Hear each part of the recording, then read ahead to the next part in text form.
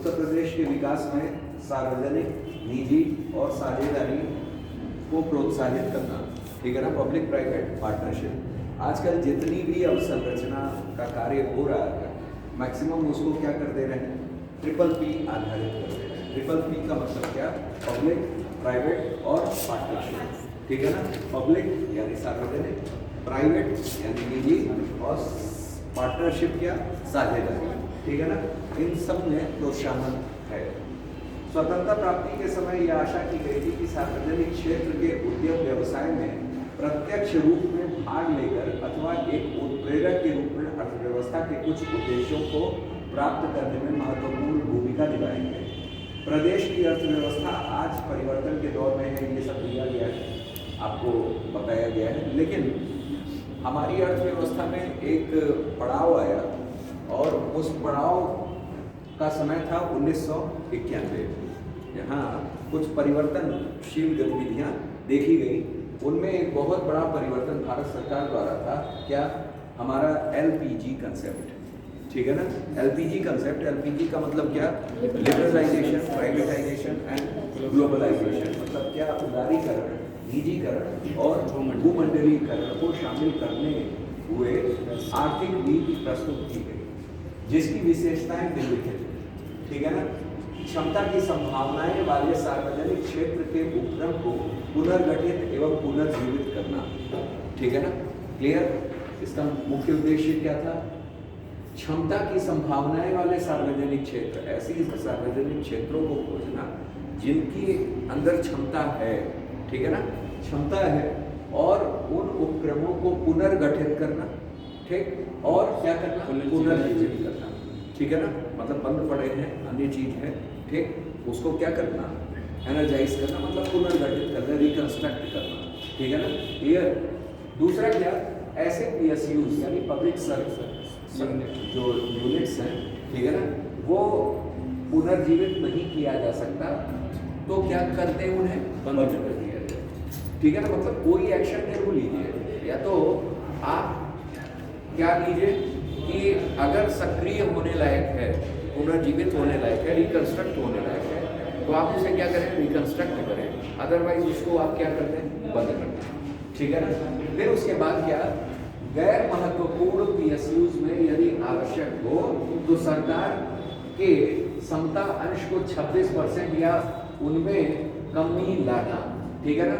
जैसे कई महत्वपूर्ण PSUs नहीं रह जाते हैं, ठीक है ना, हमने खोल दिया इस सुविधा के लिए, लेकिन हम देख रहे हैं कि सरकार को उससे बहुत ज़्यादा लाभ नहीं है और सरकार लगातार घाटे की स्थिति में चल रही है, ठीक है ना। तो सरकार की वहाँ शेयर होल्डिंग जो है वो 26% से क्या कर देना, कम कर देना, ठीक है ना, क्लियर। तीसरा पॉइंट क्या है, चौथा, कर्मचारियों के हितों को पूर्ण संरक्षण देना, ठीक है ना। जो भी हमारे कर्मचारी एम्प्लॉइज हैं उनके हितों का रक्षा करना, ठीक है ना, उनको वो सारी सुविधाएं, वो सारी अमेनिटीज प्रदान करना जो उनके लिए आवश्यक है, जैसे स्वास्थ्य संबंधी, बीमा संबंधी, ठीक है ना। तो ये सारे उत्तरदायित्व, मतलब जो भी उनको सुविधाएं दी जा सकती हैं, अमेनिटीज दी जा सकती हैं, ठीक है ना, वो सारी सुविधाएं उनको क्या करना, पूर्ण कराना, वही हमारा कहा है कि उनके हितों को पूर्ण संरक्षण देना। अतः भारत सरकार ने निम्न कदम उठाए, जैसे क्या, पहला कि सार्वजनिक क्षेत्र के लिए आरक्षित उद्योगों धंधों की संख्या को घटाकर 17 से 8 कर दिया, ठीक। तत्पश्चात क्या कर दिया, 3 कर दिया। जितने भी आरक्षित उद्योग थे, रिजर्व उद्योग थे, ठीक है ना, क्लियर, उनकी संख्या ज्यादा थी, ठीक है ना, कितनी थी, 17। उनमें देखा गया क्या, यही 3 ऊपर वाले कंडीशंस किए गए कि जो पुनर्जीवित करने लोग योग्य थे या रिकंस्ट्रक्टर करने योग्य थे तो उनको रिकंस्ट्रक्टेड किया गया, ठीक।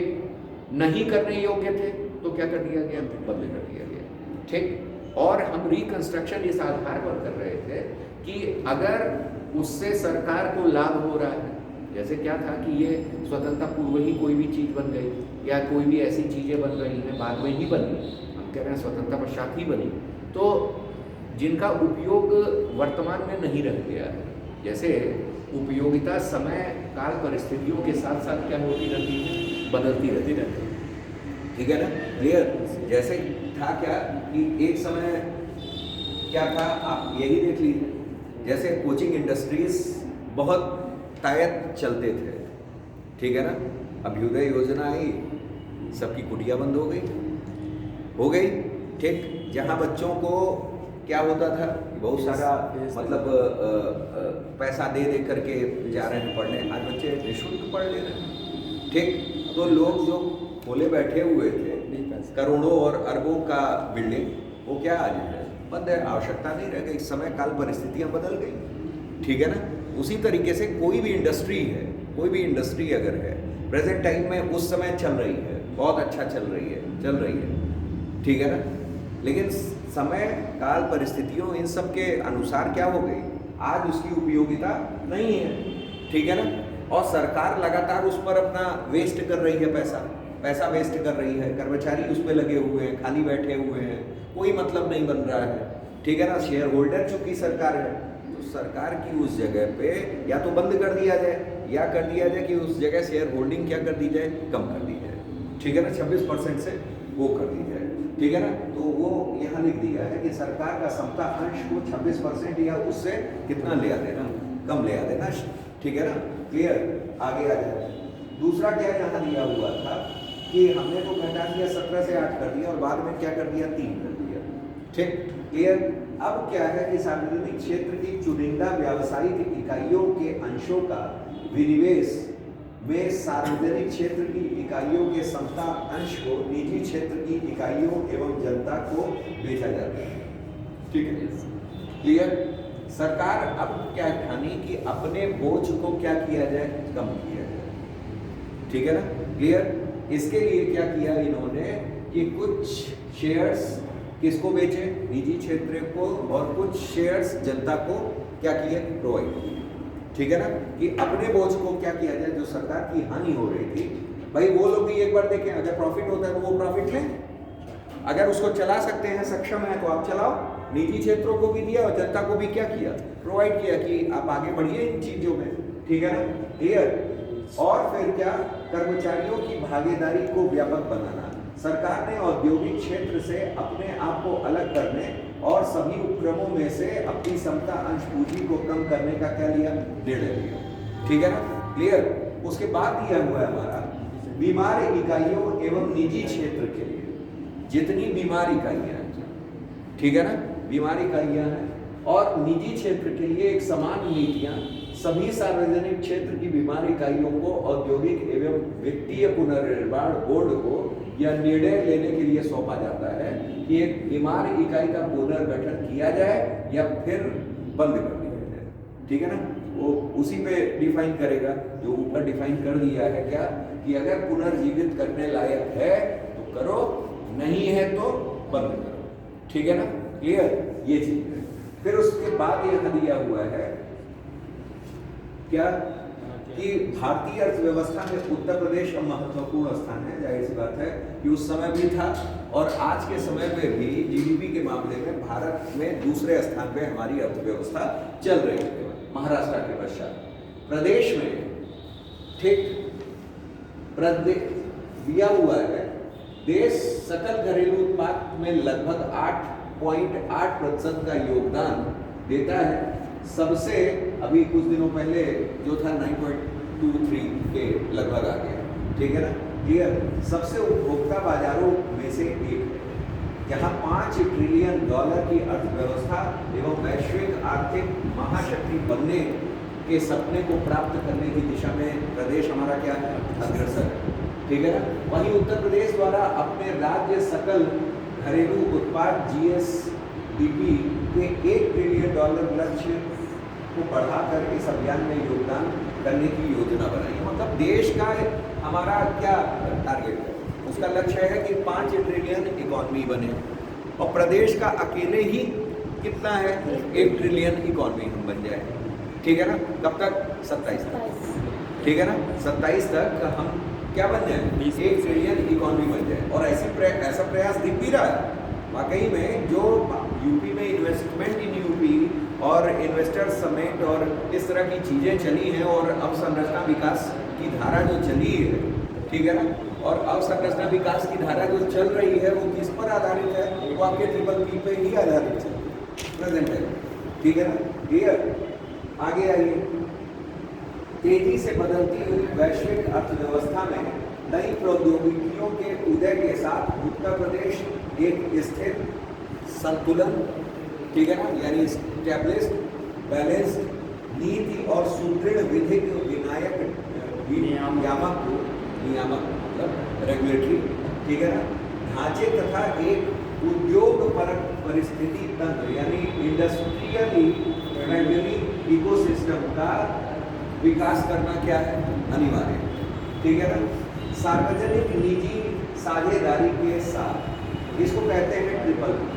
इसमें क्या है कि सार्वजनिक क्षेत्र के द्वारा पारस्परिक रूप से प्रदान की जाने वाली एक परियोजना या सेवा प्रदान करने के उद्देश्य से सार्वजनिक क्षेत्र और निजी क्षेत्र के बीच एक क्या है, साझेदारी, ठीक है ना। ट्रिपल पी का यही मतलब, ट्रिपल पी का मतलब क्या हो गया कि सार्वजनिक क्षेत्र, ठीक है ना, कोई भी उपक्रम पहले से चल रहा है, अगर सरकार को लग रहा है कि ये बीमारू हो गया है, क्या हो गया है, बीमारू हो गया है, या आज सरकार के उतने इंटरेस्ट का नहीं है, या आज सरकार के पास उतने पैसे नहीं है या इकॉनमी नहीं है कि उसको चला सके, तो सरकार क्या करेगी, किसी को सौंपना चाहेगी। जैसे आप हैं, आपने जब आप में ताकत थी, ठीक, आपने मकान बनवाया बढ़िया से, हर चीज़ लग्जरियस लाइफ की, सब चीज़ किया। आज जब आप वृद्ध हो चले हैं तो आप क्या करोगे, वो चीज़ किसी और के हाथों में क्या करोगे, सौंपोगे। मालिकाना हक आपके का ही रहेगा, लेकिन आप क्या करोगे, किसी को सौंपोगे, उसके साथ पार्टनरशिप करोगे कि साहब आप हमारा ये काम करो और हम इसके एवज में आपको प्रॉफिट देंगे। हमारी आपकी भागीदारी रहेगी, पार्टनरशिप रहेगी। आप सार्वजनिक हो, मतलब आप निजी हो, हम सार्वजनिक हैं, और हमारे बीच एक क्या है, भागीदारी, ठीक है ना। तो यही हमारा कंसेप्ट ओवरऑल है। क्या कंसेप्ट है कि सार्वजनिक और निजी क्षेत्र के बीच एक क्या है, साझेदारी, इसी को ट्रिपल पी कहते, ठीक है ना। यहाँ भी पी है, पब्लिक यानी सार्वजनिक, निजी यानी प्राइवेट, और साझेदारी यानी पार्टनरशिप, ठीक है ना, क्लियर। ट्रिपल पी का यह लाभ है कि जब सार्वजनिक और निजी क्षेत्रों के बीच उचित सहकारिता व्यवस्था का उपयोग किया जाता है तो निजी संस्थाओं के प्रबंधन, खर्च और वित्तीय सहयोग करदाताओं के लिए पैसे का बेहतर भुगतान किया जा सकता है। अब जानिए, ट्रिपल पी सार्वजनिक सेवाओं की गुणवत्ता, ठीक है ना, जो सार्वजनिक सेवा है उसकी गुणवत्ता यानी क्वालिटी, दक्षता एबिलिटी, और प्रतिस्पर्धात्मक यानी कॉम्पिटिटिव को क्या कर सकता है, कॉम्पिटिटिवनेस को बढ़ा सकता है, ठीक है ना। जैसे आप बीमारू हो चले, मार्केट में प्रतिस्पर्धा नहीं कर पा रहे, तो आपको क्या किया जाए, पुनर्जीवित किया जाए, रिकंस्ट्रक्ट किया जाए, ठीक है ना। जैसे कोई बिल्डिंग है, कोई होटल है, आप देखते हो कि आजकल ऐसा ही चल रहा है, एक बिल्डिंग बन गई, कंस्ट्रक्ट हो गया, अब उस कंस्ट्रक्शन के बाद हम क्या कर रहे हैं, किसी को अथॉरिटी दी गई।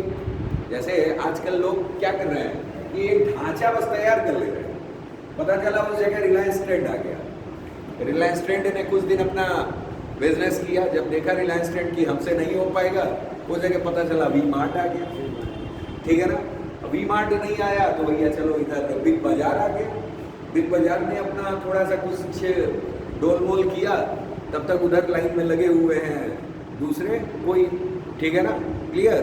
पता चला वॉलमार्ट आने वाली है, ठीक है ना, क्लियर, अमेरिकन कंपनी, ठीक। तो सब में क्या है, ये प्रतिस्पर्धा लगी हुई है। किस तरीके की, आप अगर किसी भी चीज़ को पुनर्जीवित कर दोगे, ठीक है ना, ठीक, तो उसको क्या मतलब हर कोई क्या आजकल के दौर में देख रहा है, जो क्वालिटीज़ होती हैं, दक्षता देखते हैं, एबिलिटी देखते हैं, अगर ये है तो कंपटीशन की भावना ऑटोमेटिकली क्या है, आ जाती है, ठीक है ना। तो वही कंपनियों के बीच में भी है, वही हमारी PSUs के बीच में भी है, पब्लिक सर्विस जो यूनिट्स हैं उनके बीच भी है। ठीक, यह सार्वजनिक क्षेत्र की क्षमताओं को पूर्ण कर सकता है और बजटीय प्रतिबंधों के वातावरण में अतिरिक्त वित्त जुटा सकता है। ठीक है ना, क्लियर। उसके बाद निजी क्षेत्र की परिचालन क्षमता का सर्वोत्तम उपयोग जनता के लिए गुणवत्ता और बुनियादी ढांचे के विकास को गति देने की क्षमता बढ़ा सकता है। जाहिर सी बात है, आप प्राइवेट सेक्टर्स में देखो, कोई हॉस्पिटल एक प्राइवेट सेक्टर का है और एक गवर्नमेंट सेक्टर का है, अंदर आप देख लीजिए। ठीक है ना, सरकार को भी ये पता है, सरकार को भी ये पता है। इसी वजह से आज सरकार मैक्सिमम चीज़ों में क्या कर रही है, निजी क्षेत्र को लेते आ रही है। ठीक है ना, आपका हेलीकॉप्टर वो एरो मतलब हवाई अड्डा बन रहा है। ठीक है ना, क्लियर। अंतर्राष्ट्रीय हवाई अड्डा बन रहा है, तो उस जगह क्या किसी को अथराइज कर दे गए कि आप जो है आप क्या करो, इसको बनाओ। ठीक है ना, कोई शहर ही है, शहर का एक इम्पॉर्टेंट जगह है, उसको डेवलप करने का किसी कंपनी को दे रहे हैं। कभी कौन, टाटा समूह, तो जेपी समूह, तो बिरला समूह, दुनिया भर के समूह। ठीक है ना, तो ये निजी हाथों में दे रहे हैं और दोनों की भागीदारी से वो क्या हो जा रहा है, उत्तम कार्य कर रहा है और इकोनॉमी भी हमारी क्या रह रही है, जनरेट कर रही है। मेन मकसद हमारा क्या है, ट्रिपल पी का, हमें अब संरचना के माध्यम से इकोनॉमी को क्या करना है, जनरेट करना है। ठीक है ना, जो बंद पड़ी काम लायक नहीं रही है उनको या तो हटा दीजिए या तो क्या उनमें सुधार ला करके एक अच्छा इकोनॉमी डेवलप करने वाला बनाना है। ठीक है ना, आगे आइए। हवाई अड्डों, देखिए वही आया, हवाई अड्डों, हवाई नेविगेशन सेवा प्रदाताओं के व्यवसायीकरण और निजीकरण पर विचार करते समय राज्यों को यह ध्यान रखना चाहिए कि वे इस संस्थाओं की सुरक्षा और आर्थिक निरीक्षण के लिए सतत जिम्मेदार है। ठीक है ना, क्लियर। उसमें ध्यान रखें। दूसरा है परियोजना का तेजी से आगे बढ़ने की सहानुभूति। सार्वजनिक निजी भागीदारी में सरकार और निजी क्षेत्र दोनों के सहयोग प्राप्त होता है। ठीक है ना, सार्वजनिक और निजी संस्थाओं का सहयोग प्राप्त होना संभव सार्वजनिक निजी भागीदारी सरकार जैसे प्राधिकरण, मंत्रालय, ठीक, विभाग, नगर निगम और सरकारी स्वामित्व वाले उपक्रमों का निजी संस्थानों में तकनीक या वित्तीय अधिकार वाले अनुबंध या समयबद्धता स्थानीय या विदेशी संस्थाओं का सहयोग प्राप्त होना संभावित है। मतलब क्या है कि वित्तीय अधिकार वाले अनुबंध, अनुबंध का मतलब होता है कॉन्ट्रैक्ट। ठीक है ना, मतलब एक कॉन्ट्रैक्ट होता है इतने समय तक, इसमें देशी भी हो सकते हैं, विदेशी भी हो सकते हैं। ठीक है ना, कोई भी हो सकता है उस निजी के उसमें। ठीक है ना, क्लियर। आगे दिया हुआ है महत्व क्या है, महत्व है सार्वजनिक परियोजनाओं में ट्रिपल पी मॉडल होने से मुख्य फायदा यह होता है कि निजी कंपनियां डिजाइन, निर्माण, ठीक है ना, और संचालन की उत्कृष्ट कार्यकुशलता सार्वजनिक सेवा के लिए लाती है। ठीक है ना, क्लियर। उत्कृष्ट का मतलब क्या, एक्सीलेंट। ठीक है ना, क्लियर। अब एक्सीलेंट के ऊपर कुछ नहीं है। ठीक है ना, गुड, बेटर, बेस्ट के बाद ही एक्सीलेंट आता है। ठीक है ना, उत्कृष्ट। ठीक, तो यहाँ क्या है, किस चीज के लिए, पहला तो डिजाइन्स के लिए, निर्माण के लिए, ठीक है ना, और फिर संचालन। ठीक है ना, how to execute, how to संचालन, हाउ टू संचालित, कैसे हम कर रहे हैं संचालन, वो सारा जो है कौन ले आएगा, निजी ले आएगा। और किसके लिए लाएगा, सार्वजनिक के लिए। तर्क ऐसा तर्क दिया जाता है कि निजीकरण से परियोजना संचालन में ज्यादा कुशलता आती है। जाहिर सी बात है। ठीक है ना, प्राइवेट हैंड्स में दे दिया जा रहा है आजकल, कोई भी चीज आप देख रहे हैं तुरंत के तुरंत फायदे दिख रहे हैं। ठीक है ना, क्लियर। आज रेलवे के भी कुछ जंक्शंस और स्टेशंस दिए जा रहे हैं, संचालित किए जा रहे हैं, और जो निजी क्षेत्रों द्वारा संचालित किए जा रहे हैं उनका फीडबैक कुछ ज़्यादा अच्छा दिख रहा है। ठीक है ना, बिजली कंपनियों में देख लीजिए, आज बिजली प्रदाता कौन हो रही है, निजी कंपनियां हो रही हैं। ठीक है ना, पैसा ज़्यादा लग रहा है, लेकिन उन जगहों पर विद्युत व्यवस्था बहुत सुचारू रूप से चल रही है। ठीक है ना, क्लियर। आप और कोई भी क्षेत्र देख लीजिए, हॉस्पिटैलिटी देख लीजिए, ठीक है ना, क्लियर। उन जगहों पे क्या है कि सुविधाएं आपको बहुत अच्छी मिलती हैं। ठीक है ना, हॉस्पिटल में आप इलाज के साथ दूसरा जो महत्वपूर्ण तथ्य है वह है क्या, सफाई, स्वच्छता। ठीक है ना, स्वच्छता आप किसी भी प्राइवेट सेक्टर में देख लीजिए, बहुत काबिले तारीफ रहती है कि नहीं रहती है। तो मतलब क्या है कि वो हर आयाम जो पब्लिक को लुभाए, अट्रैक्ट करे, ठीक है ना, क्लियर, वो सारी सुविधाएं हमारा निजी क्षेत्र क्या कर रहा है, दे दे रहा है। ठीक है ना, इसी वजह से उसके संचालन के लिए, ठीक है ना, अधिक होता है, जिससे परियोजना लागत में बचत और लाभ अधिकतम होता है। ठीक है ना, अगर संचालन निजी क्षेत्र कर रहा है। ट्रिपल पी मॉडल के पक्ष में एक प्रमुख दावा यह भी किया जाता है कि चूंकि इस मॉडल में निजी वित्तीय संसाधनों का उपयोग होता है, जिससे परियोजनाओं में सार्वजनिक संसाधन लगाने ही नहीं पड़ते। ठीक है ना, क्लियर। ये बचे हुए सार्वजनिक संसाधन सरकार की दूसरी नीतिगत प्राथमिकताओं के लिए काम में लाए जा सकते हैं। ठीक है ना, जो भी संसाधन बच गए थे निजी क्षेत्र में, क्या है कि हमने आपको दे दिया, बस अब आपको ये पूरा संभालना है। तो वो जो लगा भी रहे हैं वो निजी क्षेत्र का लगा रहे हैं। तो जो सरकार के संसाधन बचे हुए हैं उनको दूसरे कार्यों में प्राथमिकता दे करके उपभोग किया जाता है। ठीक है ना, क्लियर। ये चीजें उत्तर प्रदेश में सार्वजनिक निजी को प्रोत्साहित करना, ठीक है ना, क्लियर। अब जानिए, तो पहले तो देख लीजिए कहाँ कहाँ मॉडल आधारित क्षेत्र है। ठीक, पहला क्या है, सड़क निर्माण में दिया जा रहा है, प्राइवेट को दे दीजिए। अभी सार्वजनिक क्षेत्र को देख लीजिए तो सड़क पे इतने बड़े बड़े गड्ढे दिख जाएंगे आपको, पुल ढह जाएगा, दिखेगा कि नहीं है, बिहार जैसे देख लीजिए। ठीक, क्लियर है कि नहीं है।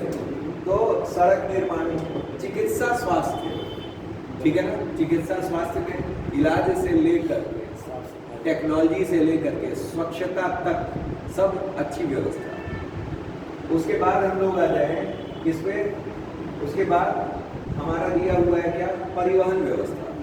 परिवहन अगर आप देखेंगे, ट्रांसपोर्ट, तो ट्रांसपोर्टेशन में भी प्राइवेट क्या है, लग्जरियस बस चल रही है, ठीक है ना, एसी फुल, ठीक है ना, जर्क कम खा रही हैं, ठीक है ना। आपको तो मैं अवगत करा चुका हूँ पूर्व ही कि किस तरह की कठिनाइयाँ होती हैं, ठीक है ना, क्लियर। और सब लोग चेत पर से है कि नहीं है। ठीक, आगे आइए, भवन निर्माण। भवन देखिए, एक से बढ़कर एक डिजाइन आजकल चल रही है प्राइवेट में। सार्वजनिक क्षेत्र वाले क्या बनाएंगे, पीले से रंग देंगे और लाल पट्टी, ठीक है ना, यही होता है कुछ इसी तरीके का, ठीक है ना। मतलब वो समझ जाता है, व्यक्ति देख करके ही समझ जाता है कि ये सार्वजनिक क्षेत्र का है, ठीक है ना, क्लियर। ऑफिस भी वही, सुलभ शौचालय भी वही, ठीक है ना, सेम कलर, सेम चीजें, ठीक, सेम इंफ्रा, ठीक है ना। मतलब देयर इज नो चेंज, कोई भी चेंज। हम सरकार की बुराई नहीं कर रहे हैं, बस हम निजी क्षेत्र की बढ़ाई कर रहे हैं, ठीक है ना, क्लियर। तो ये सब सारी चीजें होती हैं। फिर आइए शिक्षा पे, शिक्षा की बात कर लें, ठीक है ना। शिक्षा भी, एजुकेशन अगर प्राइवेट क्षेत्र का है तो क्या है कि भाई अगर मेडिकल शिक्षा भी देख लीजिए, मेडिकल शिक्षा दे रहे हैं आज इन क्षेत्रों में सरकार, मतलब सार्वजनिक क्षेत्र अच्छा चल रहा है शिक्षा के मामले में। क्यों? क्योंकि वो सरकारों पे डिपेंड करती है, ठीक है ना। लेकिन प्राइवेट क्षेत्र में क्या चल रहा है, प्राइवेट क्षेत्र में धन उगाही ज़्यादा चल रही है। लेकिन यहाँ अवसंरचना की अगर हम लोग बात करें तो यहाँ हमने क्या कहा, शिक्षा क्वालिटी नहीं है हमारी। ट्रिपल पी हमारी किस पे आधारित होती है, अवसंरचना पे। अवसंरचना के मामले में जो बिल्डिंग्स बन रही हैं, ठीक है ना, मेडिकल कॉलेजेस बन रहे हैं, वो सारे क्या है, बहुत अच्छे हैं, ठीक है ना। आगे ये उद्योग, जो भी इंडस्ट्री है, कृषि क्षेत्र, आपका बैंकिंग व्यवस्था,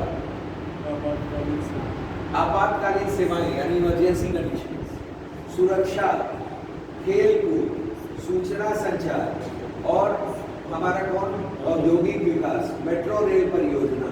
तो ये सब जो है क्षेत्र हैं जहां ट्रिपल पी क्या है, आ चुका है। ठीक है ना, हर जगह अब संरचना में आ चुका है। आगे आइए, नेक्स्ट दिया हुआ है यहाँ, क्या दिया हुआ है, उत्तर प्रदेश की आर्थिक और सामाजिक विकास में सार्वजनिक, निजी और सहभागिता की महत्वपूर्ण भूमिका है। ठीक है ना, क्लियर। जिस प्रकार भारत में मिश्रित अर्थव्यवस्था है उसी तरह से प्रदेश की भी आर्थिक व्यवस्था है। प्रायः यह देखा गया है कि जिन क्षेत्रों में सार्वजनिक निजी क्षेत्र मिलकर काम कर रहे हैं वो क्षेत्र क्या है, काफी आगे है। ठीक है ना, क्लियर, काफी आगे है। आगे आइए, उनकी भी स्थिति भी क्या है, संतोषजनक नहीं है। और जिन क्षेत्रों में सार्वजनिक क्षेत्र कार्य कर रहा है ठीक उसकी भी स्थिति बेहतर नहीं कही जा सकती है। मतलब दोनों वाले अगर एक साथ मिलकर के काम कर रहे हैं तो क्या है, वो काफी उन्नत है क्षेत्र। ठीक है ना, बेहतर क्षेत्र। इसलिए सरकार निजी क्षेत्र की सहभागिता को सुनिश्चित करने और उनके हितों की सुरक्षा हेतु कार्य कर रही है। ठीक है ना, क्लियर। इस प्रकार से उपरोक्त में सार्वजनिक निजी सहभागिता प्रदेश के समय सर्वांगीण विकास में न सिर्फ महत्वपूर्ण भूमिका तैयार कर रहा है बल्कि आने वाले समय में इसकी प्रगति और बेहतर होगी। इसके माध्यम से कार्य निर्धारित समय पे पूरा हो जाएगा और लागत में कमी के साथ गुणवत्ता कार्य भी क्या होगा, संपन्न होगा। अब देखिए इसके फायदे यही दे दिया है। अगर पूछा जाए कि इसका ट्रिपल पी का फायदा क्या है तो ये क्या है, सबसे पहले क्या कि समग्र सर्वांगीण विकास। दूसरा क्या, दूसरा ये कि निर्धारित समय में कार्य पूरा होना, लागत में कमी और गुणवत्तापूर्ण कार्य। ठीक है ना, क्लियर। आज जो है ट्रिपल पी का दायरा सिर्फ उत्तरोक्त क्षेत्र तक ही नहीं सीमित है बल्कि इन क्षेत्रों में कई विभागों में भी क्या हो रहा है, संचालित हो रहा है। ये क्षेत्र है। अब देखिए, उपरोक्त सेवाओं के साथ प्रदेश सरकार इको टूरिज्म का विकास भी कर रही है। अब इको टूरिज्म का विकास जो कर रही है वो भी ट्रिपल पी आधारित कर रही है। देखिए वहां भी है। ठीक, इंफ्रास्ट्रक्चर, वैकल्पिक वित्त पोषण, ठीक, रोपवे का विकास। भाई रोपवे आज देख रहे हैं बनारस में काफी रोपवे का निर्माण हो रहा है। ठीक है ना, तो आदि कार्य भी ट्रिपल पी पर किए जा रहे हैं। प्रदेश सरकार द्वारा लोगों को तीव्र तथा गुणवत्तापूर्ण सुविधाएं उपलब्ध कराने के लिए औद्योगिक विकास को बढ़ावा देने के साथ भ्रष्टाचार को कम करने के लिए ट्रिपल पी मॉडल पर आधारित योजनाओं को क्या दिया जा रहा है, बढ़ावा दिया जा रहा है। और भारत की कुछ ट्रिपल पी मॉडल पर आधारित योजनाओं में उत्तर प्रदेश का हिस्सा कुल कितना है, लगभग 22% है। ठीक है ना, क्लियर। तो ये कुछ मुख्य वो है, बिंदु है। पहला क्या कि लाभ आपको पता होने चाहिए। पहले अगर आपसे पूछे तो आप क्या लिखोगे कि आवश्यकता क्यों पड़ी। आवश्यकता क्यों पड़ी, क्योंकि भाई पहले क्या था, हमें सरकार को कहीं ना कहीं कई मुद्दों पे घाटा हो रहा है। ठीक है ना, तो सरकार ने योजना बनाया क्या कि हम क्या करें कि जो मतलब बीमारू इंडस्ट्रीज हैं या मतलब जिनको हम लोग क्या जीवित कर सकते हैं या पुनर्कंस्ट्रक्ट कर सकते हैं। ठीक है ना, उनको हम लोग पुनर्कंस्ट्रक्ट करें, रिकंस्ट्रक्ट करें, पुनर्जीवित करें उन उद्योगों को। अगर नहीं हो सकते हैं तो उनको क्या कर दिया जाए, छोड़ दिया जाए। क्यों, अगर नहीं छोड़ेंगे तो वो घाटे का सबक होंगे। ठीक है ना।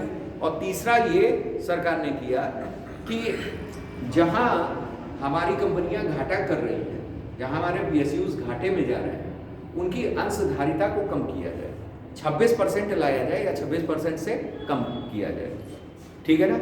अब इसके लिए सरकार कुछ ऐसा सोच रही थी कि हम शेयर होल्डर्स किसी और को भी बनावें, तो इसके लिए सरकार ने निजी क्षेत्र में अपने कदम को रखा। ठीक है ना। क्लियर, कि मालिकाना हक हमारा ही है, लेकिन हम शेयर होल्डर किसी और को भी बनाए, जैसे कि मुनाफे में लाभ, मतलब मुनाफा में दोनों की अंशधारिता रहे। ठीक है ना, क्लियर। इस आधार पर उन्होंने ट्रिपल पी ले आया। ट्रिपल पी का मतलब क्या? सार्वजनिक के साथ निजी की साझेदारी। ठीक है ना, पब्लिक के साथ प्राइवेट की पार्टनरशिप। ठीक है ना, यही हमारी क्या हुई? Public private partnership. अब इन क्षेत्रों में सरकार क्या कर रही है? ठीक, सरकार ये भी जान रही थी कि प्राइवेट क्षेत्र में इन क्षेत्रों की कुशलता है, ठीक है ना, दक्षता है, क्वालिटी अच्छी है, ठीक है ना, सारी चीजें हैं, उसमें सरकार ने देखा। अच्छा, इसमें क्या क्या किया भी जा सकता है वो आपको मैंने बता दिया कि समय पे ही सारे कार्य हो जाने, गुणवत्तापूर्ण कार्य होना। ठीक है ना, क्लियर। और किन किन क्षेत्रों में है ये आपने देख लिया, और उसके बाद दे दिया है कि उत्तर प्रदेश में ट्रिपल पी आधारित कुल कितना परसेंट काम है, हिस्सेदारी है, वो 22% हिस्सेदारी है। ठीक है ना, अभी मतलब टोटल पब्लिक सेक्टर में आपका प्राइवेट सेक्टर केवल 22% की ही हिस्सेदारी रखा है। ठीक है ना, इतना है।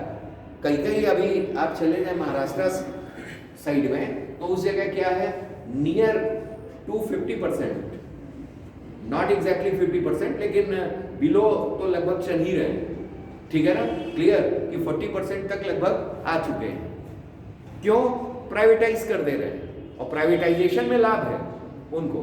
ठीक है ना भाई, क्या लाभ है कि सरकारी में भाई यहाँ बेवजह आपको कर्मचारियों को, एम्प्लॉइज को देना था। ठीक है ना भाई, अगर वो जुड़े हुए हैं आपसे, तो आपका फर्ज है कि उनके हित को भी आप क्या करोगे, सोचोगे। ठीक है ना, क्लियर। तो सब चीज को ध्यान में रखते हुए यहाँ क्या करना है, ठीक, पब्लिक प्राइवेट और पार्टनरशिप को ले आया गया। अब दिया हुआ है कि इसकी लिमिटेशंस कुछ हैं। क्या क्या लिमिटेशंस हैं, इनको जान लेते हैं। पहला दिया हुआ है, प्रदान की गई अवसंरचना या सेवाएं अधिक महंगी हो सकती हैं। ठीक है ना, जैसे आज आप देख रहे हैं कि बिजली क्षेत्र में हमने क्या कर दिया है, ट्रिपल पी प्राइवेटाइजेशन कर दिया है। यहाँ क्या है, सुविधाएं तो आपको प्रॉपर मिल जा रही हैं, लेकिन क्या है, बिजली है। ठीक है ना, अभी एक ट्रेन चली थी, ठीक है ना, प्राइवेटाइज थी, कुछ दिन चली, ठीक है ना, फेयर्स महंगे थे, ठीक है ना, और फाइनली भीड़ होने की वजह से उसको क्या कर दिया गया, तेजस एक राजधानी भी जाती, ठीक है ना, क्लियर। तो ओवरऑल क्या था, यहाँ इसका कुछ लिमिटेशन भी देखा गया। हॉस्पिटल्स आप देख लीजिए, कोई भी आपको हॉस्पिटल, आप प्राइवेट में जाओगे, प्राइवेट में क्या है कि प्राइवेट कह रहे हैं, पब्लिकली में आप जाओगे, ठीक, तो आप 1 रुपये 2 रुपये की पर्ची बनवा ले रहे हो, ठीक है ना, और उससे इलाज कर ले रहे हो। बस दिक्कत क्या है कि आपको लाइन लगाना पड़ रहा है। प्राइवेट में जाइए, आपके लिए डॉक्टर इंतजार करता मिलेगा, बैठा हुआ है, ठीक है ना, क्या, और पैसा भी ज़्यादा ले रहा है, ठीक है ना, हर चीज़ फेयर्स भी। हाँ, ये है कि सुविधाएं आपको एक क्वालिटी की है, ठीक है ना, तो वहाँ कुछ लिमिटेशंस हमारे, कुछ लिमिटेशंस है। दूसरा क्या है, पारंपरिक सार्वजनिक खरीद की तुलना में ट्रिपल पी सेवा खरीद प्रक्रिया लंबी और क्या है, महंगी है, ठीक है ना। तीसरा क्या है कि बाद की अवधि, कहाँ चला गया,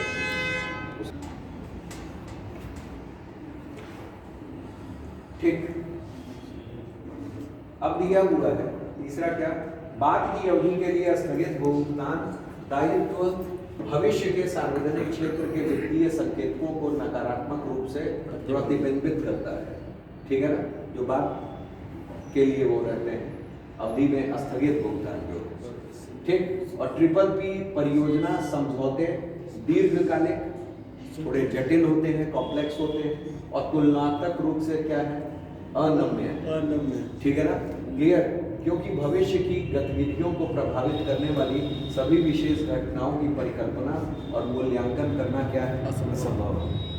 कहीं ऐसा ना हो जाए कि पब्लिक कम पड़ जाए और पार्टनरशिप, ये आपका प्राइवेट जो है ज़्यादा उस पर वो हो जाए, ठीक है ना। तो ये सारी चीज़ें देखना है। देखिए, अब एग्जाम में विगत परीक्षाओं में पूछे गए प्रश्न है और अभ्यास प्रश्न आपको दिया गया है, पूछा है प्रश्न कि उत्तर प्रदेश में बुनियादी ढांचागत परियोजनाओं, वही अवसंरचना से रिलेटेड है, ठीक है ना, क्लियर, के विकास में कौन सी बाधाएं हैं, इन बाधाओं के निवारण हेतु राज्य सरकार द्वारा उठाए गए प्रयासों का वर्णन करें, ठीक है ना, क्लियर। इसमें कहीं भी ट्रिपल पी का जिक्र नहीं है, लेकिन जो आपको उत्तर लेखन करना है वो ट्रिपल पी आधारित करना है, ठीक है ना, क्लियर। फिर उसके बाद दिया है कि ट्रिपल पी से आप क्या समझते हैं, उत्तर में कृषि क्षेत्र में इसकी उपयोगिता, फिर हर जगह खेल में, ठीक है ना, शिक्षा प्रणाली, फिर आपको 1 ट्रिलियन अर्थव्यवस्था में, उसके बाद स्वास्थ्य सुविधाओं में, और उसके बाद परिवहन क्षेत्र में कैसे कैसे आप करेंगे, ये आइए प्रश्न करते हैं। दिया हुआ है उत्तर प्रदेश में बुनियादी ढांचागत परियोजनाओं, देखिए पहले हम लोगों को, देखिए मेंस अगर आप कभी भी लिखने जाओगे तो ये आपके लिए बड़ा सुलभ पड़ेगा ये चैप्टर्स, ठीक है ना। मैं कोशिश यही करता हूँ कि आपके लिए अच्छा ही है, क्यों, एक पहले थ्योरी से क्या हो जा रही है, समझ विकसित हो जा रही है, और उसके बाद जब आप क्वेश्चन करते हो तो ऑटोमेटिकली उन चीज़ों पे पता चल जाता है कि क्वेश्चन कैसे आएंगे और कहाँ आपको क्या लिखना है, ठीक है ना, क्लियर। जैसे जानिए, दिया उत्तर प्रदेश में बुनियादी ढांचागत परियोजनाओं के विकास में कौन कौन सी बाधाएं हैं, ठीक है ना, कौन कौन सी बाधाएं, ये आया हुआ प्रश्न है 2021 के PCS में से, ठीक है ना, उस समय यूपी का पेपर नहीं जुड़ा था, ठीक है ना। आगे देखिए, इन बाधाओं के निवारण हेतु राज्य सरकार द्वारा उठाए गए प्रयासों का क्या कीजिए, वर्णन। अब यहाँ है बुनियादी ढांचागत परियोजनाएं, ठीक है ना। अब इसमें क्या है, दिया हुआ है, यहीं से शुरू करना है, क्या परियोजना की बाधाएं क्या क्या है, मंजूरी मिलने में प्रक्रियात्मक देरी, ठीक है ना। किसी भी चीज में अगर हमको परियोजना करनी है, परियोजना चलानी है, तो उसमें उसकी मंजूरी के लिए, ठीक है ना, अभी प्रक्रिया जो होती है, प्रोसेस में काफ़ी क्या लगता है, देरी लगता है, ठीक है ना। तो वही कहा है कि प्रक्रियागत तरीके में क्या लगती है, देरी। दूसरा क्या है कि दूसरा हमारा, अच्छा इसको हमने यहाँ बना दिया है, यहाँ देख लीजिए आसानी से, ठीक, इसको ज़्यादा आसानी से समझ सकते हैं। दिया हुआ है मंजूरी मिलने में प्रक्रियात्मक देरी, ठीक है ना, क्लियर। दूसरा क्या, निवेश की लंबी अवधि, ठीक है ना, जो इन्वेस्टमेंट हो रहा है उसकी भी अवधि क्या है, लंबी, ठीक है ना, क्लियर, टाइम पे नहीं आ रहा है। आगे आइए, अपेक्षित रिटर्न की प्राप्ति न हो, जो रिटर्न होते हैं उनको, जो अपेक्षित रिटर्न, ठीक, जिनकी अपेक्षा की जाती है कि भाई आ जाएगा, वापस आएगा कुछ, तो वो भी क्या है, न प्राप्त हो रहा है। बड़े पैमाने पर निवेश की आवश्यकता है, ठीक है ना। तो यहाँ निवेश की लंबी अवधि है, इन्वेस्टमेंट देरी से हो रहा है, और इन्वेस्टमेंट भी क्या है, ज़्यादा चाहिए, ठीक है ना, ज़्यादा हमें बड़े पैमाने पर निवेश की आवश्यकता है, ठीक है ना। इसके अलावा पर्याप्त निवेश प्राप्त न होना, पर्याप्त निवेश का प्राप्त न होना, ये भी एक वाजिब कारण है, ठीक है ना, ये भी एक वाजिब कारण है। दूसरा क्या, बुनियादी ढांचागत योजनाएं सरकार के अधीन होना, ठीक है ना, सरकार के अधीन है, तो सरकार की शिथिलता भाई सरकार के एक्टिवनेस पे हो रही है, ठीक है ना। सरकार के पास तमाम जिम्मेदारियां हैं, किसी एक कार्य के लिए तो जिम्मेदारी है नहीं, ठीक है ना। अगर यही प्राइवेट के हाथों में आ जाती है तो जाहिर सी बात है वो जिम्मेदारी पूर्ण वातावरण बनाएगा, लेकिन सरकार के ऊपर तमाम जिम्मेदारियां होने से किसी कार्य में शिथिलता भी देखी जा सकती है, ठीक है ना, क्लियर। मान लीजिए कोई कंस्ट्रक्शन होना है, ठीक है ना, उसी समय कुछ सरकार राज्य में ऐसा हो जाता है कि सरकार का सारा जो मतलब डायरेक्शन है वो क्या हो जाता है, बदल जाता है। मान लीजिए आपका क्या कहते हैं, चुनाव आ गया, तो सरकार सारा कंसंट्रेशन कहाँ करेगी, चुनाव पे करेगी। क्यों? क्योंकि कोई भी चुनाव 6 महीने के भीतर भीतर क्या कर लेना चाहिए, करा लेना चाहिए, ठीक है ना। पद खाली होने से 6 महीने के बीच में आपको क्या कर लेना है, पद चुनाव करा लेना, कराना है तो सरकार के पास उस चीज़ के लिए समय कम है, तो जो प्राथमिकता है वो द्वितीयक कार्य हो गया, ठीक है ना। तो यहाँ क्या है, बुनियादी ढांचागत योजनाएं सरकार की के अधीन होना, और सरकार को इतनी फुर्सत नहीं है। आगे आइए, सरकारी कार्य में लाल फीताशाही की उपस्थिति, ठीक है ना, लाल फीताशाही की उपस्थिति भी है, ठीक है ना, इनको इतना पहुंचाओ, इनको इतना पहुंचाओ, ठीक है ना, करप्शन का माहौल, ठीक है ना, कुल भ्रष्टाचार, लिप्तता, ठीक। तो ये सब क्या है, ये समस्याएं। अब आते हैं क्वेश्चन पे वापस। दिया है किसी भी राज्य में, ठीक, किसी भी राज्य में निवेश की आदर्श दशाएं उस राज्य की बुनियादी ढांचागत, ठीक, परियोजनाओं को गति पहुंचाता है। निवेश है ही नहीं, ठीक है ना, निवेश है ही नहीं तो कहाँ से कुछ होगा। आगे आइए, प्रक्रियात्मक देरी और निवेश की लंबी अवधि, अपेक्षित रिटर्न प्राप्त न होना, ये सब क्या है, वही है। तीसरा है बड़े पैमाने पर निवेश की आवश्यकता, यानी निवेश की कमी है, ठीक। और क्या, आदर्श दशाएं भी उपलब्ध नहीं हो पा रही है निवेश की, ठीक है ना।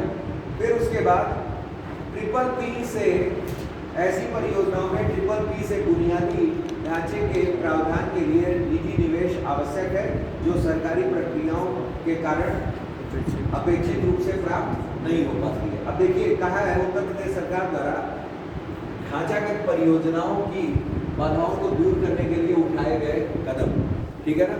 एकल खिड़की स्थापना, सिंगल विंडो सिस्टम, ठीक है ना। सभी परियोजनाओं की मंजूरी के लिए विभिन्न विभागों, मंत्रालयों के मध्य समन्वय, ठीक है ना, जिससे विभागों को जटिल प्रक्रिया को खत्म किया जा सके और निवेश को प्रोत्साहन दिया जा सके। ये है हमारा क्या, सिंगल विंडो सिस्टम। मतलब एक जगह से ही सारे निवेश हो, लेकिन सब लोग कहाँ आवे, एक सिंगल विंडो पे आवे, ठीक है ना, क्लियर। दूसरा क्या है, निवेशक सम्मेलन, यानी इन्वेस्टर्स समिट, ठीक है ना, इन्वेस्टर समिट। राज्य सरकार द्वारा बड़ी बुनियादी ढांचागत परियोजनाओं में निवेश प्राप्त करने के लिए ऐसे आयोजन किए जाने चाहिए, ठीक है ना, क्लियर। तीसरा क्या, शासन में लाल फीताशाही की कमी करना, ठीक है ना। जैसे राज्य सरकार योजनाओं और परियोजनाओं में प्रक्रियात्मक देरी को कम करने के लिए इंस्पेक्टर राज को खत्म करने का सतत प्रयास किया जा रहा है, ठीक है ना, क्लियर। उसके बाद आइए, ई शासन। ई शासन का मतलब क्या, राज्य सरकार पुराने शासन प्रणाली में तेजी से ई शासन की ओर अग्रसित हो रही है, जो बुनियादी ढांचागत परियोजनाओं को गति प्रदान करेगी, ठीक है ना, क्लियर। चलिए आगे है ट्रिपल पी को प्रोत्साहन, ठीक है ना, ट्रिपल पी को प्रोत्साहन हमको देना ही है, ठीक। निश्चित रूप से सरकार द्वारा बुनियादी ढांचे के विकास के लिए जो कदम उठाए वे अत्यंत ही सराहनीय हैं, फिर भी इनमें से कुछ अन्य सुधार की आवश्यकता है ताकि इसमें और भी सुधार किए जा सके, ये ध्यान रखना, ठीक। आगे आते हैं, अगला क्वेश्चन है हमारा, ट्रिपल पी से क्या समझते हैं। उत्तर प्रदेश में कृषि के क्षेत्र में इसकी उपयोगिता को बताइए, ठीक है ना। कृषि के क्षेत्र में कहाँ, अब जैसे ट्रिपल पी आप जान रहे हैं, एक सरकारी एजेंसी और एक निजी एजेंसी, और दोनों की भागीदारी, यही ट्रिपल पी, ठीक। इसमें क्या है, ये कृषि क्षेत्र में देखिए, सार्वजनिक निजी भागीदारी से सरकारी तथा निजी कंपनियों आपसी सहयोग से विभिन्न परियोजनाएं जैसे पार्क, परिवहन नेटवर्क, सड़क, एयरपोर्ट, रेल ब्रिज आदि विकसित कर रही हैं, ठीक है ना। अब यहाँ कृषि क्षेत्र में अगर हमको देखना है तो क्या है, इसके सहयोग से निर्माण तेजी से हो रहा है, उन्नत तकनीक का समावेश हो रहा है, और सरकार पर वित्तीय बोझ भी क्या हो रहा है, कम पड़ रहा है, ठीक। क्यों, क्योंकि कंपनियों के प्रवेश से उनकी हिस्सेदारी बढ़ गई है, ठीक। आगे आइए, उत्तर प्रदेश का संदर्भ हम लोग देख लेते हैं, कृषि संदर्भ देख लेते हैं कि उत्तर प्रदेश की रीढ़ क्या है अर्थव्यवस्था की, कृषि, ठीक है ना, क्लियर। अधिकांश जनसंख्या किस पर निर्भर है, कृषि है, कृषि कर्मकार ज्यादा है। उत्तर प्रदेश में कुल खाद्यान्न उत्पादन में भारत के राज्यों में शीर्ष स्थान पर है। यदि प्रदेश में कृषि की स्थिति अच्छी है, ठीक है ना, तो स्वाभाविक तौर पर उत्तर प्रदेश आर्थिक मोर्चे पर क्या रहेगा, मजबूत रहेगा। वैसे भी सरकार ने ठान लिया है 1 ट्रिलियन इकोनॉमी बनाने का 27 तक, ठीक है ना, जिससे राज्य के जीडीपी की हिस्सेदारी क्या होगी, बढ़ेगी। ठीक, केंद्र सरकार के साथ साथ प्रदेश की सरकार ने भी किसानों के हित में कई कदम उठाए जिससे किसानों की आय बढ़ाने में सहायता मिले। ट्रिपल पी की आवश्यकता आज कृषि क्षेत्र में इसलिए बढ़ गई है क्योंकि इसके माध्यम से परियोजनाओं में तेज गति के साथ पूरा किया जा सकता है जो भी प्रोजेक्ट्स हैं। कैसे प्रोजेक्ट्स जानिए, जैसे नवाचार, इनोवेशन, अनुसंधान यानी रिसर्च, तकनीक, टेक्नोलॉजी और अत्याधुनिक उपकरण कृषि क्षेत्र में सहायता मिलेगी। जो भी हमारे यंत्र उपकरण हैं, इंस्ट्रूमेंट्स हैं, ठीक है ना, उस सब में मदद मिलेगी। कृषि का कायाकल्प हो सकता है। कृषि के क्षेत्र में ट्रिपल पी की उपयोगिता महत्वपूर्ण है, ठीक है ना। कहाँ कहाँ, पहला क्या, कोल्ड स्टोरेज और वेयर हाउस निर्माण है, ठीक है ना। जो भी हमारा, हमने क्या कहा, ट्रिपल पी हमेशा आएगा, कहाँ आएगा, अवसंरचना के तौर पर आएगा, बुनियादी ढांचे के उस पर आएगा, ठीक है ना, क्लियर। तो यहाँ क्या, कोल्ड स्टोरेज निर्माण सरकार करा रही है। आपने कल पढ़ा था कृषि में सुरक्षा, तो सुरक्षा कैसे, प्रबंधन, और प्रबंधन कैसा है कि हम लोग उपज तो अच्छी कर ले रहे हैं लेकिन हम लोगों के पास उपज की तुलना में कोल्ड स्टोरेज की कमी, जिससे फसल क्या हो जा रही है, नष्ट हो जा रही है। फसल तो कट जा रही है लेकिन बाद में उसको स्टोर हम कर ही नहीं पा रहे हैं, ठीक है ना। तो सरकार क्या, ट्रिपल पी आधार पर कोल्ड स्टोरेज क्या करेगी, बढ़ाएगी, ठीक है ना। वेयर हाउसेस का निर्माण करेगी। ठीक, सिंचाई के क्षेत्र में नहरों का निर्माण करना है, मान लीजिए, ठीक है ना, नहरों का निर्माण करना है, कूपों का निर्माण करना है, ठीक है ना, क्लियर। तो मतलब सरकार इस संदर्भ में भी अपनी भूमिका किससे करेगी, ट्रिपल पी पे करेगी, ठीक है ना, क्लियर। उत्तर प्रदेश में किसान अपनी कड़ी मेहनत से खाद्यान्न का उत्पादन करता है लेकिन परिवहन का माध्यम सुलभ एवं विकसित न होने से, संग्रहण की उचित व्यवस्था न होने से काफ़ी फसल बर्बाद हो जाती है।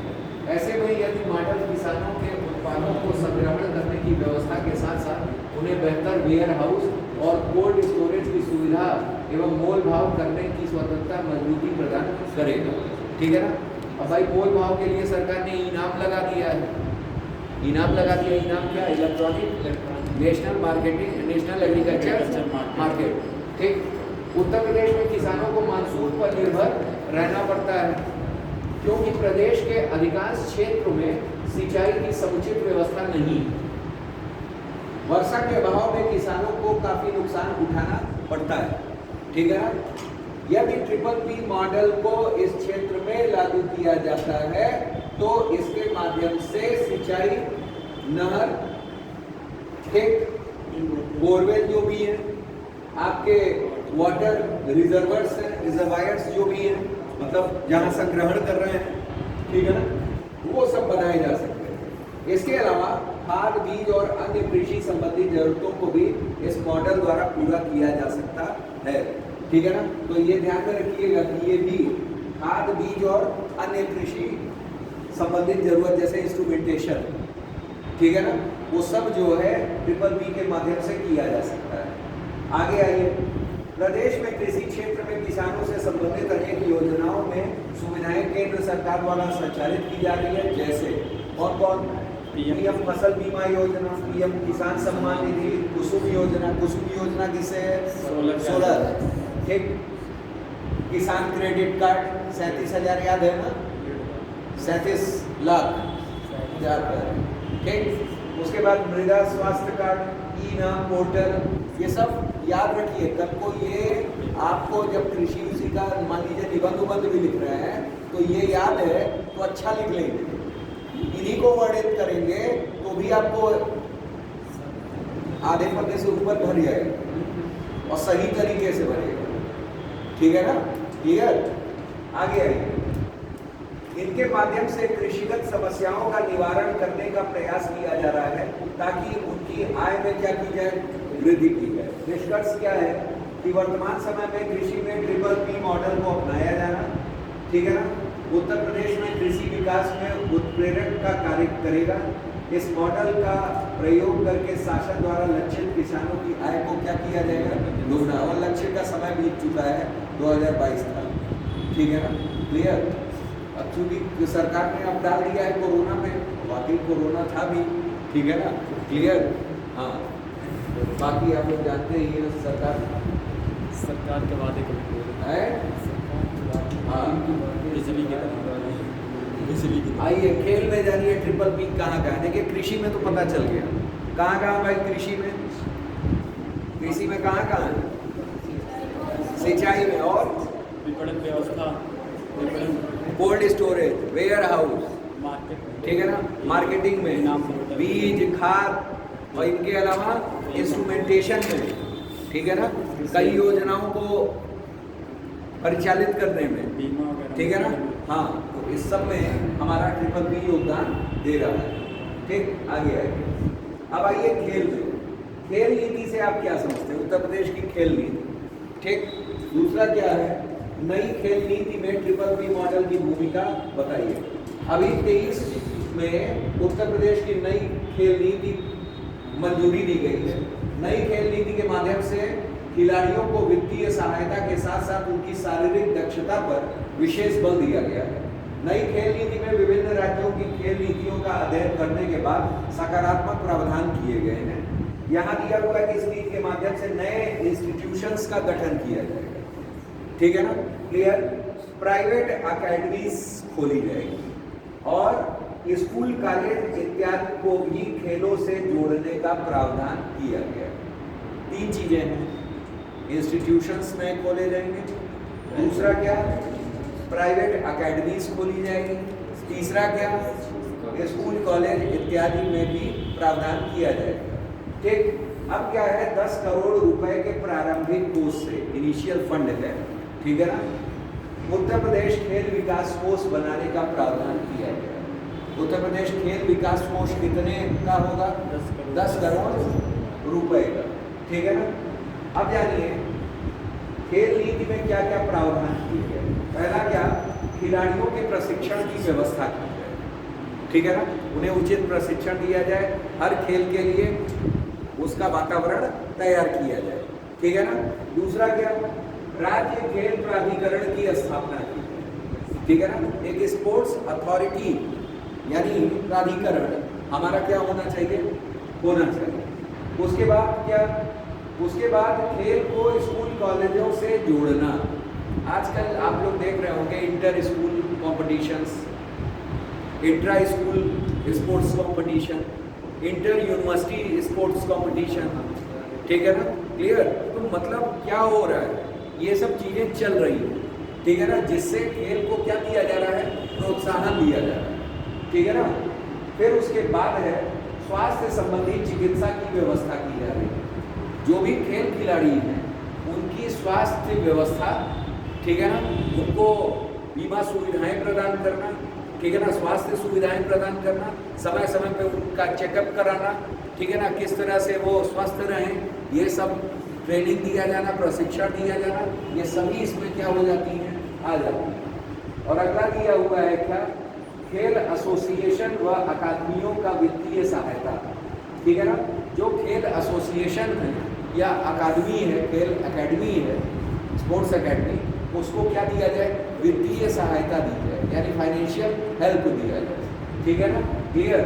तो ओवरऑल ये उत्तर प्रदेश नई खेल नीति 2023 के प्रमुख गुण थे, मतलब प्रावधान दिए गए हैं। अब जानिए क्या क्या है, एक बार देख लेते हैं। प्रत्येक जिले में एक खेल केंद्र होगा, ठीक है ना, हर जिले में क्या होगा, एक खेल केंद्र की स्थापना, एक हमारा स्पोर्ट्स सेंटर बनाया जाएगा। महिलाओं और पैरा खेलों पर विशेष ध्यान दिया जाएगा। आज जान रहे हैं कि महिलाएं हर क्षेत्र में अपने उद्यम को, ठीक है ना, मतलब अपनी उपयोगिता को क्या कर रही है, दिखा रही है, ठीक है ना, हर जगह वो सफलता के विविध आयाम प्राप्त कर रही है, ठीक है ना, क्लियर। तो उसी को मद्देनजर देखते हुए और पिछले कुछ वर्षों में महिलाओं द्वारा जो खेल क्षेत्र में लाए गए पदक हैं वो भी इस चीज को क्या करते हैं, दर्शाते हैं, ठीक है ना, क्लियर। और महिला ही नहीं, पैरा एथलीट भी, ठीक है ना। आप देखिए ओलंपिक्स हुए या CWG हुए, उसमें पैरा एथलीट्स ने क्या किया, अपना बहुत योगदान दिखाया और कई पदक देश के लिए ले आए, ठीक है ना। तो इस सब को मद्देनजर रखते हुए कि इन दोनों पर क्या किया जाए, विशेष ध्यान दिया जाए, जहाँ से पदक आने की संभावना है, ठीक।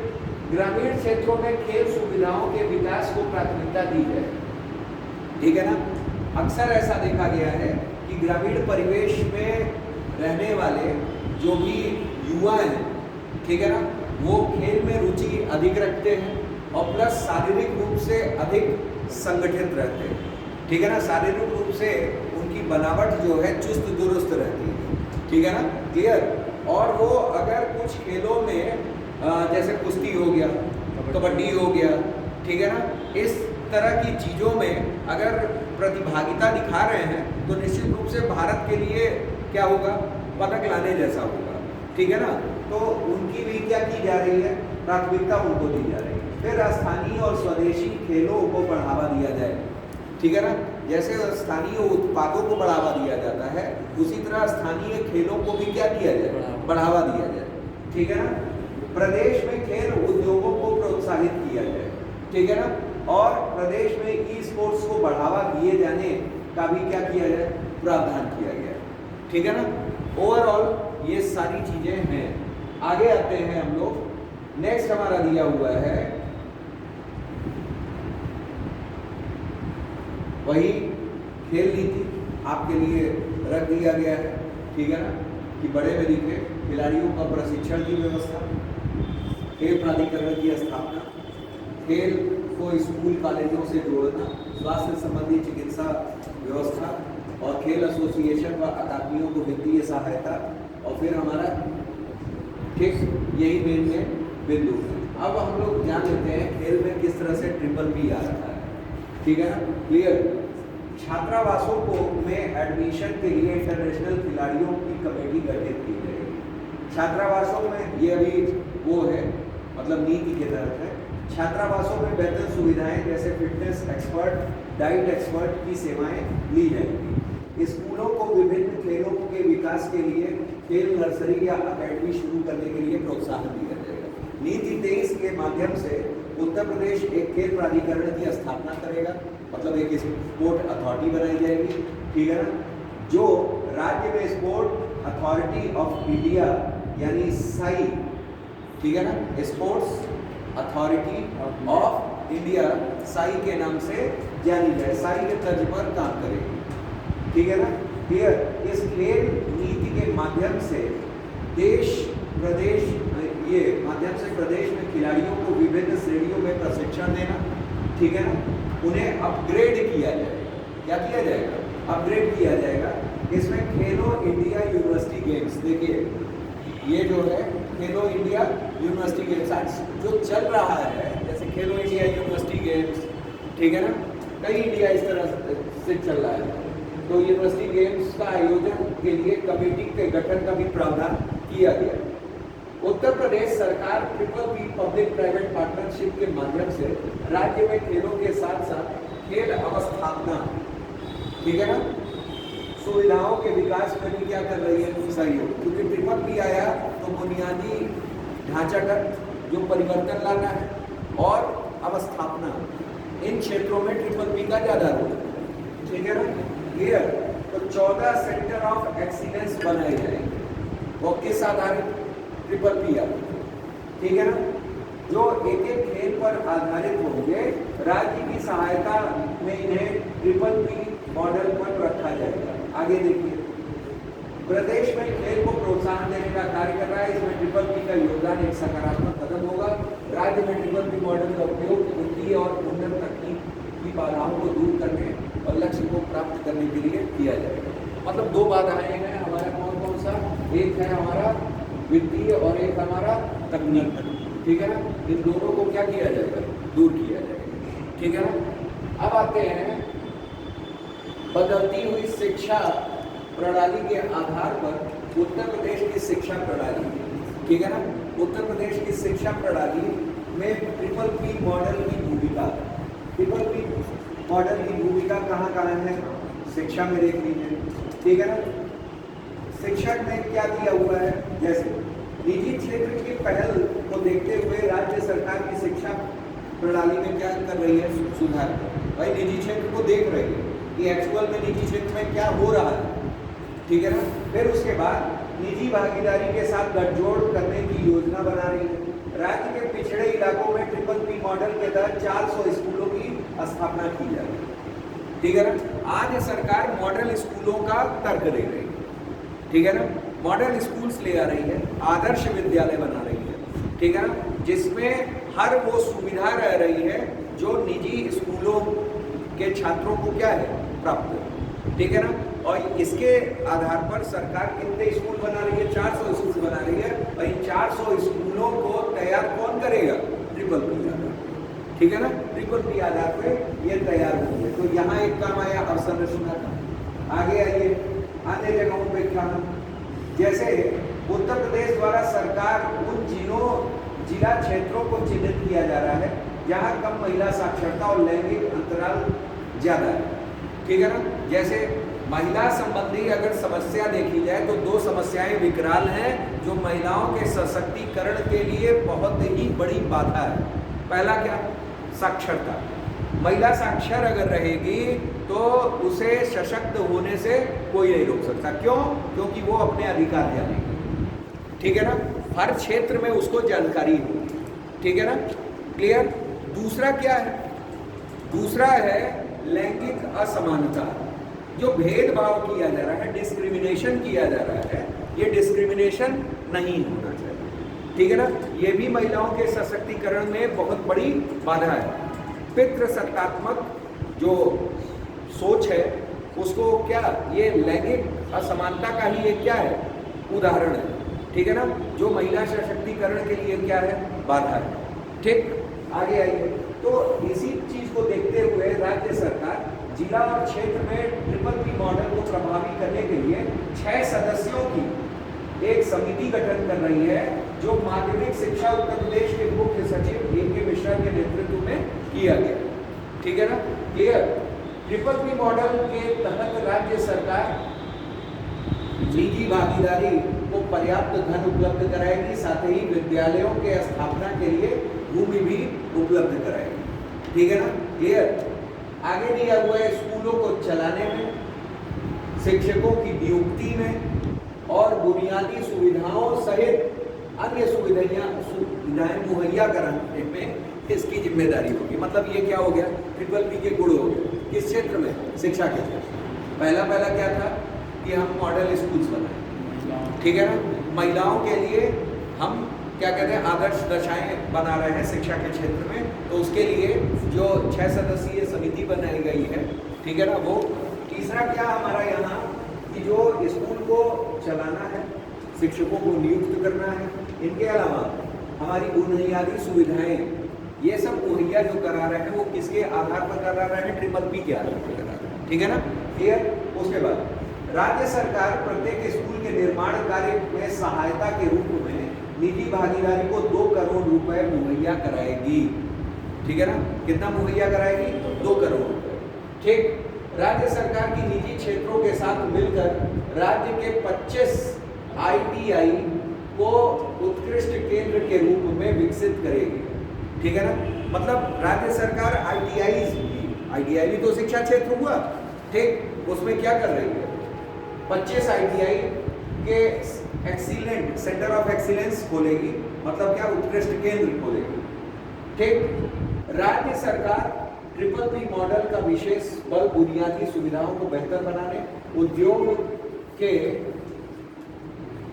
मांग के आधार पर प्रशिक्षण उपलब्ध कराने और प्रशिक्षुओं को अधिक से अधिक रोजगार परक बनाने, ठीक है ना।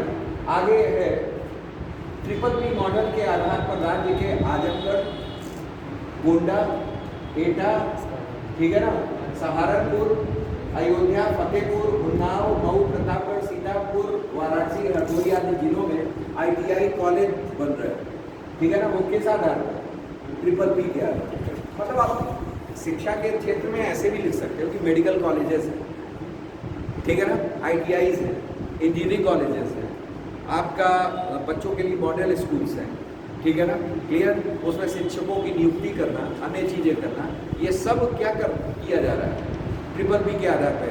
आप ये भी लिख सकते हो, मेंशन कर सकते हो कि इस बार सरकार के बजट में, वर्तमान बजट की बात कर लें जो हम लोग 25-26 के लिए बजट है, उसमें क्या है कि डिजिटल लाइब्रेरीज बनाना। कहाँ बनाना?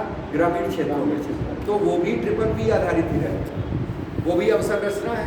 लाइब्रेरी का निर्माण करेंगे और लाइब्रेरी का जो निर्माण होगा वो किस पर आधारित होगा? BBB पर आधारित होगा, ठीक है ना, क्लियर। क्यों? क्योंकि वहाँ डिजिटल सुविधाएं ले आना, ठीक है ना, क्लियर।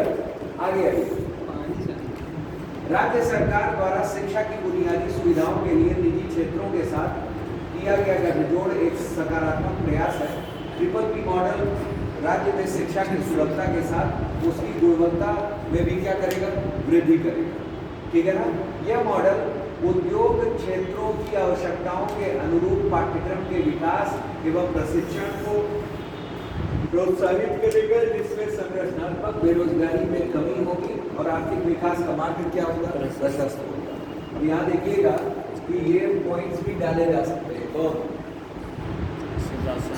बेरोजगारी वगैरह, ठीक है ना, क्लियर। और प्रशिक्षण को प्रोत्साहन, ठीक। आगे